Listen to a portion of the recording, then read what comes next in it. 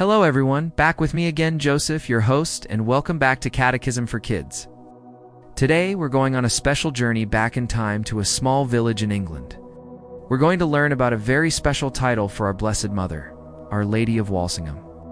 It's a beautiful story about faith, miracles, and how any home can become like the Holy House of Nazareth. It all started almost 1,000 years ago in the year 1061.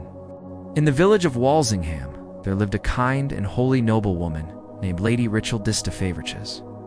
She loved God very much and spent a lot of time in prayer, always thinking about how she could honor the Blessed Virgin Mary. One night, something incredible happened.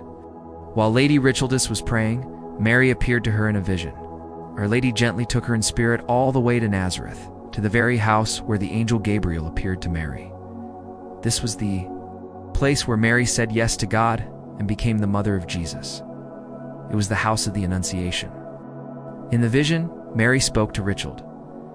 She said, "I want you to build a house here in Walsingham, exactly like the one you see in Nazareth. I want it to be a place where people can remember the great joy of the Annunciation, the moment my son came into the world. Whoever seeks my help there will not go away empty-handed." Can you imagine how excited Richeldis must have been? She joyfully agreed to do what Mary asked. But building an exact copy of a house from so far away wasn't easy. The builders tried their best, but they couldn't get the location just right. After trying all day, they went home feeling discouraged.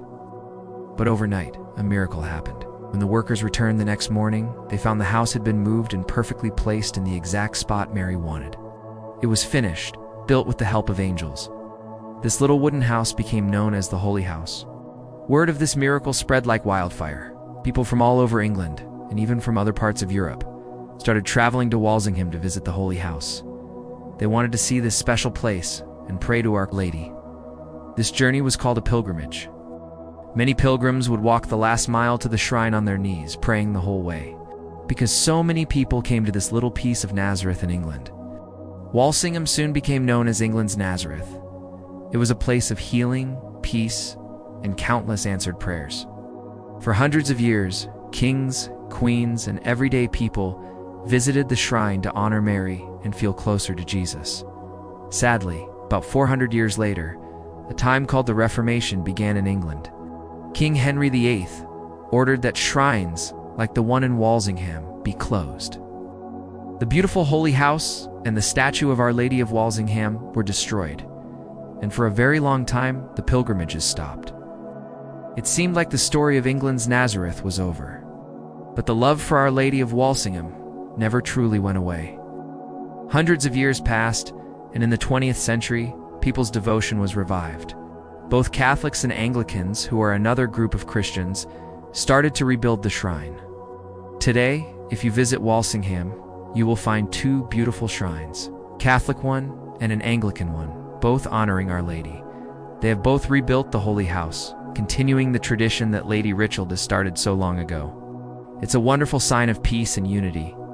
Pilgrims from all over the world once again travel to Walsingham, praying together for Christian unity and for the world. Pope Leo XIII even blessed a new statue for the Catholic shrine.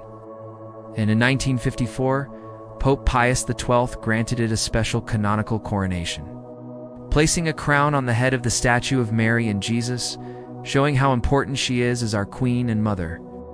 During an open-air Mass at Wembley Stadium on the 29th of May 1982, Pope John Paul II marked the eve of Pentecost. The statue of Our Lady of Walsingham was given a place of honor on the altar for the occasion. Pope Francis raised her sanctuary to the status of a minor basilica on the 27th of December 2015 through an apostolic decree from the congregation for divine worship and the discipline of the sacraments. There's frequently an ecumenical dimension to pilgrimages to Walsingham, with many pilgrims arriving at the Slipper Chapel and then walking to the Holy House at the Anglican shrine. Pilgrim Cross is the longest continuous walking pilgrimage in Britain to Walsingham, which takes place over Holy Week and Easter. In the United States, the National Shrine to Our Lady of Walsingham for the Episcopal Church, part of the Anglican Communion, is located in Grace Church, Sheboygan, Wisconsin. And for the Catholic Church at St. Bede's Church, Williamsburg, Virginia. The Catholic National Shrine of Our Lady of Walsingham is a separate chapel that belongs to the parish of St. Bede's. church in Williamsburg, Virginia. A Western Rite Antiochian Orthodox parish named for Our Lady of Walsingham is in Mesquite, Texas. There's also a blue Anglican devotional scapular known as the Scapular of Our Lady of Walsingham. The personal ordinariate, established for former Anglicans in England and Wales, is named for Our Lady of Walsingham. The Cathedral of the Personal Ordinariate of the Chair of St. Peter in Houston, Texas, is named for Our Lady of Walsingham. So, what can we learn from this amazing story? First, the story of Our Lady of Walsingham reminds us of the power of saying yes to God, just like Mary did at the Annunciation. When we trust God's plan for our lives, wonderful things can happen. As Mary said in the Gospel of Luke, "Behold the handmaid of the Lord, be it done to me according to your word." Second, it teaches us that we can bring Jesus into our own homes and communities. Lady Richeldis brought a piece of Nazareth to England, and we can do the same. We can make our homes a holy house by filling them with prayer, love, and kindness. Every home can be a little Nazareth where Jesus is present. And finally, it shows us the power of prayer. Mary promised that no one who seeks her help in Walsingham would go away empty-handed. She is our loving mother, always ready to listen to our prayers and bring them to her Son, Jesus. The story of Our Lady of Walsingham is a beautiful reminder that Mary always leads us closer to Jesus through faith and joy. She shows us that with God's help, even the most difficult things are possible, and that love and faith can rebuild what was broken.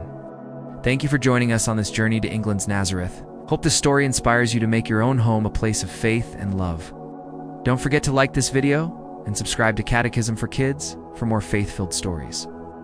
Take care, everyone. Stay safe and healthy. Until next time, may God bless you and your family always.